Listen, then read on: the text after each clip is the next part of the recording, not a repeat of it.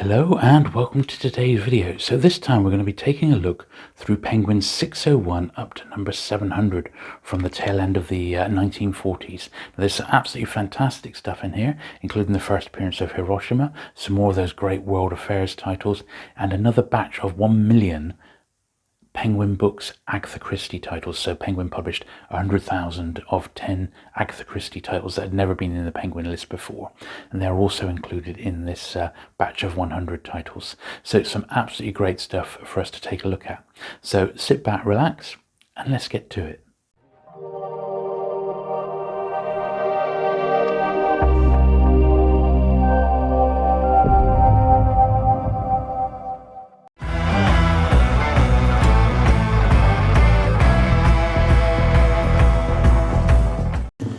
Okay, so we start the numbering off with number 601, which is Dragons Are Extra by Lewis Hastings. A pretty standard sort of biography title, this one. To put it in age context, this one was published in January 1947, and there's just sort of the faintest signs still of a little bit of paper rationing. It's not quite there at the sort of the lush period, which starts around the late 1940s, early 1950s. The books get really sumptuous then, but at the moment there's still just a little bit of paper rationing going on. Now, number 602 is one of the 4 books that I don't own in the second 500, so between 501 and 1000 I am only missing just the 4 books, and 602 is Menace by Richard Caverne. 603, probably one of my favourites in this batch of 100, Hiroshima by John Hershey. So this was reprinted from the New Yorker magazine, where it was reprinted. The entire story was printed in one issue of the New Yorker, transferred to book form by Penguin. Just the actual story of how it got rushed to print I find absolutely fascinating, and I'm going to be making a separate video just about Hiroshima. If you've never read a copy of this, I heartily recommend it. It's truly something and really sort of stays with you. So anyway, I'll do a separate video about just the publication of that book and how Penguin brought it to print, and I shall link to that one as soon as it's done in the description down below and a link to it above. 604 is the first crime title we're looking at today. It's a bit of a grubby old copy here, The Longer Bodies, Gladys Mitchell. And these early crimes are still pretty much sought after. Anything under 1,000 is quite sought after. So this is lovely. This is Robert Gray's a real favourite author of mine, Antigua Penny Puce. This is a double volume, so it's twice the size of a normal Penguin, but also twice the price at 2 shillings. So it's got the double Penguin there, and it says double volume on the spine there. Once again, if you've never read Robert Graves, he does come recommended. 606, Night in Glengyle, John Ferguson.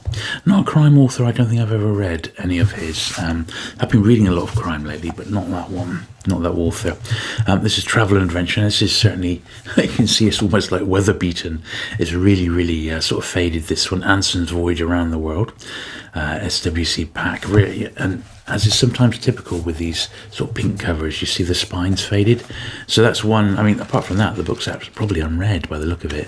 But apart from that, it is on the list of ones that's going to need a little upgrade should I get the chance. 608, this is a gorgeous one in the Essays series. England's Green and Pleasant Land. Absolutely lovely edition, this one.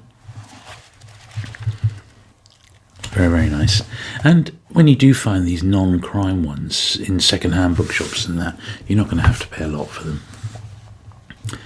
Sherwood Anderson, 609, Winnisburg, Ohio. Just a straight fiction.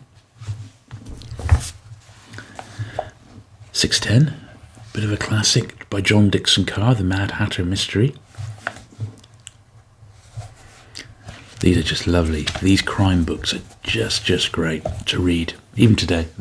Although they're set contemporary, they still make great reading, and so many of them out of print. Morris L. Ernst, The Best Is Yet. So that would have had a slight oversticker which someone's peeled off, saying it would have been 1 shilling underneath, and it's been overstuck as 1 shilling and sixpence. But Someone's tried to tear that one off. It wasn't me. Another one in the sombre grey World Affairs, a post-war colours, Labour's first year. So we were coming up to an election in the UK at the time. Leo Bruce. This is Case for Three Detectives, 613.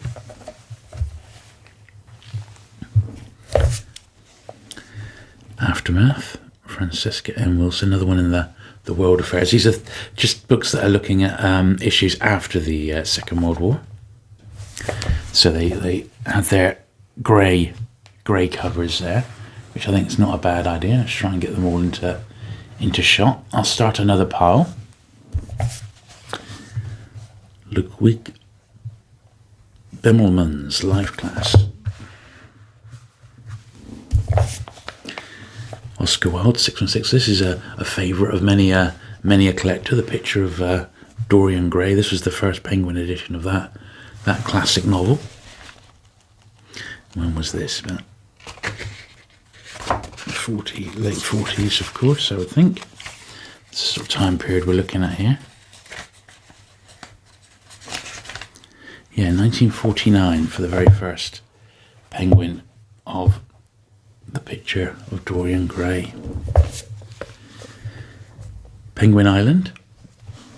Not a place where I live, but you wouldn't believe it if you looked in my my book room.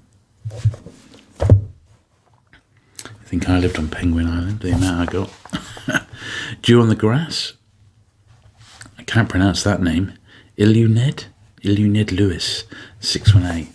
That's virtually haven't read that. That's a nice copy.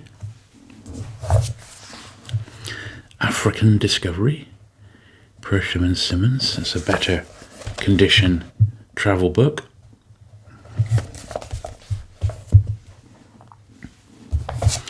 First one in the Yellow series. So there's a few crossword books in this sort of period. This is the Daily Telegraph's second crossword puzzle book, number 620. I always resent paying sort of 20 quid for a crossword book for something I'm never actually going to attempt. So I'm happy to take them in sort of lower condition, just to sort of get them out of the way, really. And 621 was the Times' third crossword puzzle book. Same situation with this one.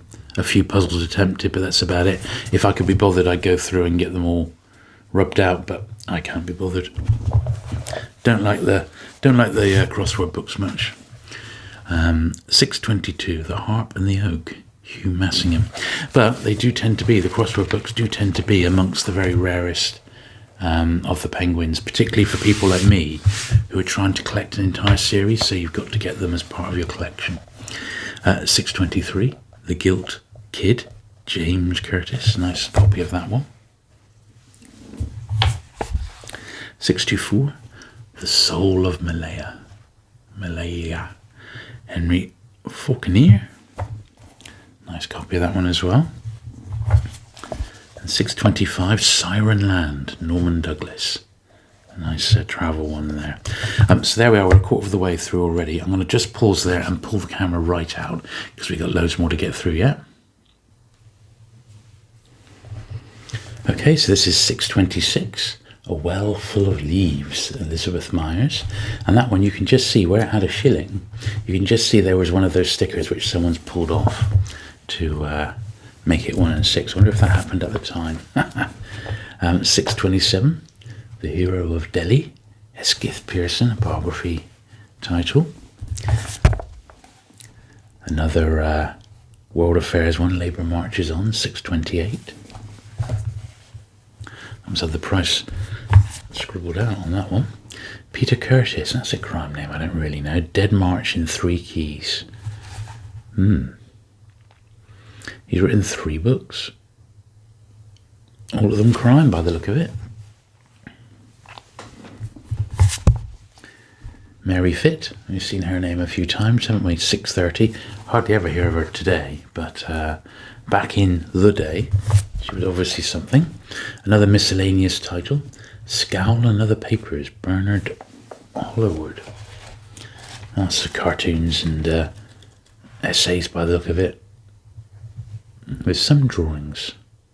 by Hod of Punch magazine. 632, Ford Madox Ford, another author I really like. Some do not. Not one of his most famous ones, but still very good. Ford Madox Ford, great author. Hilaire Belloc, yeah, they did. Penguin published all of his. Mr. Petrie, 633. Crime one again. Famous Trials, Harry Hodge. The Famous Trials series is excellent if you've never sort of dipped into it. These are like very early true crime books, but rather than sensationalizing the actual crimes per se, they more sort of reported on the court proceedings rather than the actual sensationalist side of the actual crime. Following up on the book on labour, here's one of The Case for Conservatism, Quinton Hogg. This is a double volume, absolutely mint, that one. In the grey again. Edith Sitwell, Alexander Pope, that was a biography title there, 636. Bengal Lancer, 637. F. Yeats Brown, a bit of Fox, that one, a little bit of Fox. Right, how's your Spanish, or is it Mexican? Don Segundo Sombra, Ricardo Guillardes. Don't know much about that one. 638. 639, another Ford Madox Ford, one of his better ones. No More Parades. A Man Could Stand Up, Ford Madox Ford again. And this is another instance of Penguin publishing a little batch of an author's back catalogue all at once to give them sort of a boost and a presence in the bookshelves and on the shelves there, you know, just so they could pop a few together. And there's the last one in that sort of little batch that they did. If you never read him, although a little bit dated because of when the books are set, still a great writer and read today. Sylvia Townsend Warner, another great author. Mr. Fortune's Maggot, I'm pleased to have that one. Another crossword book, The Observer crossword puzzle book. This is number Penguin 644. Let's have a look at this one. Yeah, that's got a few done again as well. But as I said, I don't really care because it's almost like filling a number. It's not like I'm going to sit down and attempt it. Aldous Huxley. Absolutely love Aldous Huxley. I think he still reads very well today. Antic Hay, one of his better ones as well. 645. Old Man Out, F.L. Green. 646.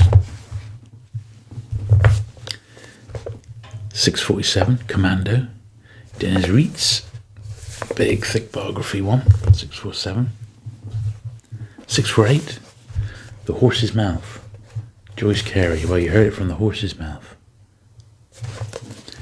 And 649, before I need to change the camera again, is this one, Eminent Victorians, Lytton Strachey. All these double volumes. So that's up to 649. So let me just pull the camera out one more time. Okay, so 650, J.B. Priestley, Angel Pavement, another double volume there. 651, Cakes and Ale, W. Somerset Maugham. Bit of a Fox-style copy, that one, isn't it? Blimey. I should be able to go back and look over these and see which ones I need to upgrade. This absolute classic. So, Raymond Chandler, The Big Sleep, look at that. It's a great book, that one. Just a reprint. This wasn't the UK first of this one, but there is a UK first by Chandler later on, which is one worth keeping your eyes peeled for. My Life and Hard Times, James Thurber. He was the cartoonist, so I imagine that's like a humour title. Nice copy of that, 653. Quite a thin little book. Fruit in Season, 654. Anthony Thorne. We're on a crime books now, so we got 655. Dead Reckoning, Francis Bonamy. So crime was such a mainstay of the Penguin list. I would say it was as big as fiction for Penguin, to be honest. The King is Dead on Queen Street. Another one by Francis Bonhomie. That's two that they sort of published back to back. Another one by Mary Fitt, Requiem for Robert, 657. And they do look lovely when you get a few of these crime books together, I tell you. Pushin, 658, Death of a Beauty Queen.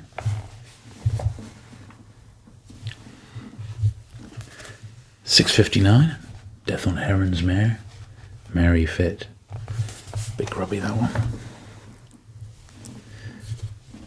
£6.60, Night Has 1,000 Eyes, George Hopley.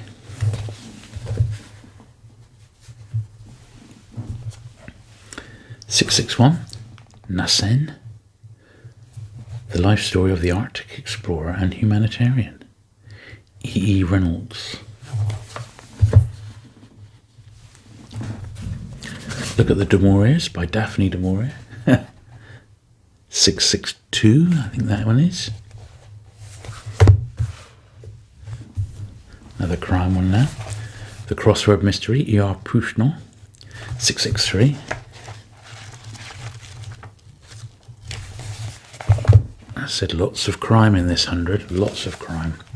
The Suva Harbour Mystery, Frank Arthur. That's a lovely like copy of that one. That's probably mint and unread. Oh, if only they were all like that, eh?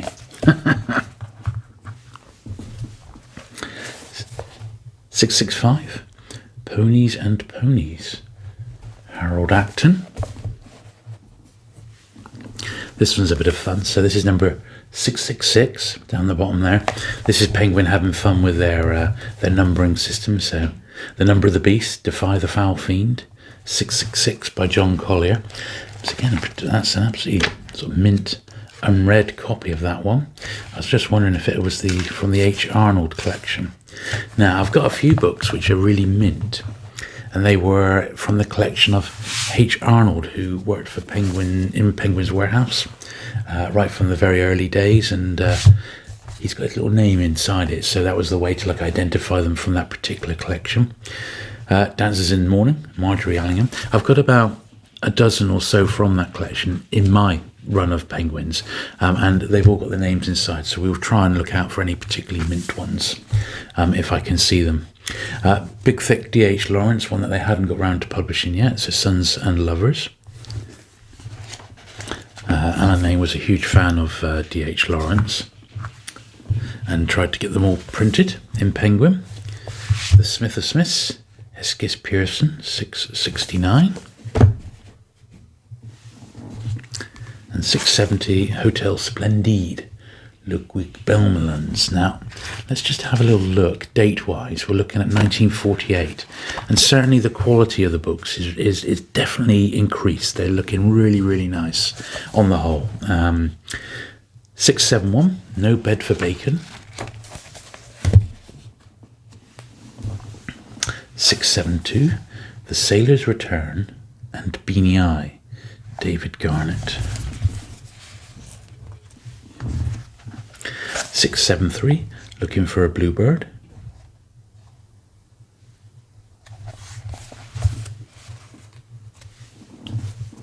674, The Journal of a Disappointed Man. And 675, Hassan, James Elroy Flecker. There we are. So I'll just pull the camera out one final time for the last 25 in the series. Okay, so here's 676, Shurston's Progress by Siegfried Sassoon. Lovely copy of that one. Another gorgeous one in the Bell's Essays and Bell's Letters series. So this is 677, Charles Lamb and Elia, edited by J. Morpurgo. Obviously, you've heard of Michael Morpurgo. He was the son of J. Morpurgo, and who married one of Anne Lane's daughters. So there's quite a big Penguin connection there. Francis Parkman, 678, The Oregon Trail. Another one that's mint unread. Absolutely perfect, that one. Once again, I can't see H. Arnold's signature, but I reckon it was from that same collection of mint books that we talked about earlier. Henry Purcell, A.K. Holland, 679.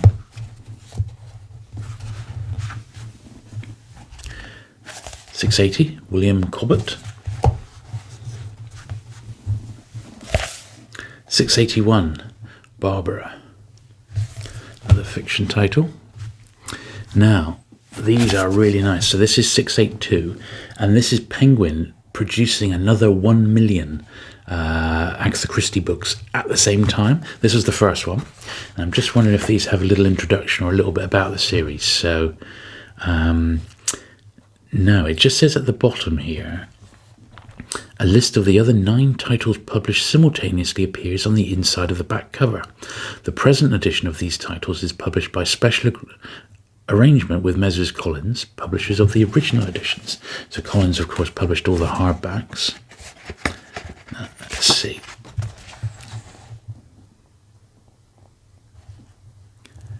So under an agreement which has been made between Penguin Books and 5 leading publishers, Penguins have, so that was Chatto Widnes, Faber and Faber, Hamish Hamilton, Heinemann and Michael Joseph. Penguins have the first opportunity of reprinting some of their books, many by authors who have not yet appeared in Penguins before. The first 2 groups of titles in this scheme and their previous publishers are given here, so that's really interesting, isn't it? So it's just saying that they've got the rights to some of these now, and they're going to be coming to Penguin for the first time. And then on the back cover it says Agatha Christie. So this is one of 10 books by Agatha Christie and published in August 1948 as Penguins, the total printing of this Penguin edition being 1 million copies. The present edition of these titles is published by special arrangement with Messrs. Collins, publishers of the original editions, and the other 9 titles are, and we'll have a look at all of those in a minute, and then a few little accolades from the press. So there we are. So this is, each one of these then had a run of 100,000 in the first Penguin edition. So a lot of these have been published by Pan, of course. So you got 683, the ABC murders. 684, murder of Roger Ackroyd. So many great books here, isn't there? Imagine going into a bookshop and buying all 10. Lord Edgware Dies. How cool would that be? These are all quite sought after, these Agatha Christie's now. 686, Murder at the Vicarage. They become quite collectible, so expect to pay at least a £5 for a first edition, maybe more now. 687, the Seven Dials mystery. So mine are certainly not in the greatest of shape, but you know, like a lot of these, I'm just pleased to really have them in my collection. 688, Peril at End House. That one's, you know, virtually mint. That one's just a really nice copy of that one. Same message at the back that we've just sort of read. Murder on the Orient Express. Doesn't get much more classic Christie than that one, does it? 689. 690. The Sitterford Mystery, Agatha Christie. 690. And the last one, Mystery of the Blue Train.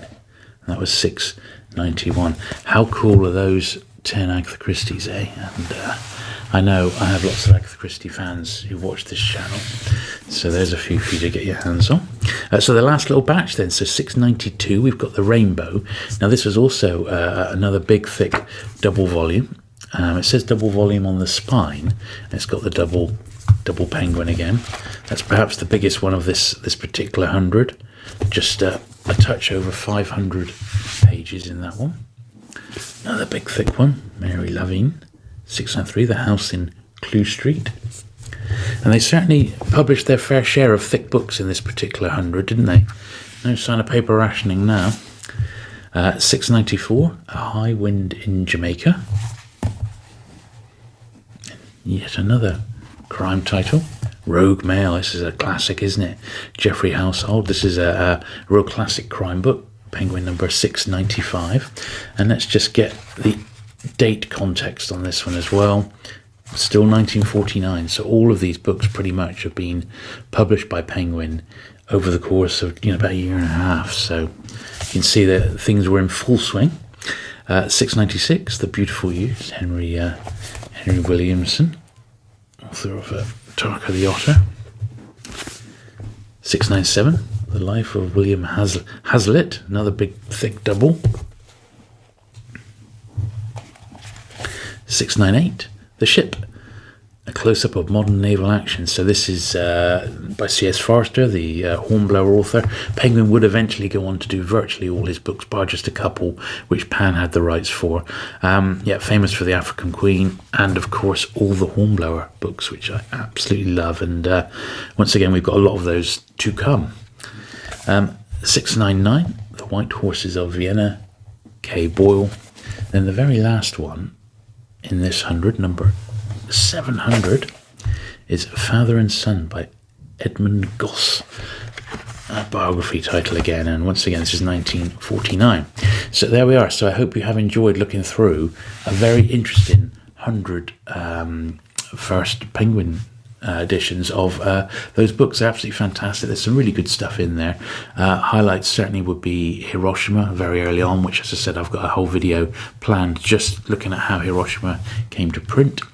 The Agatha Christie 10s as well, and some early D.H. Lawrence's and Robert Gray's. Fantastic. Anyway, if you have enjoyed today's video, do please give it a thumbs up. Do consider subscribing for regular vintage Penguin book content. Now there's already, well, probably at least 25 videos now on old Penguin books on the channel, so if you're at all interested, I hope there's lots there for you to get stuck into. And I shall look forward to seeing you in a few weeks' time when we look through Penguin 701 up to 800. Thanks again for watching today. Bye.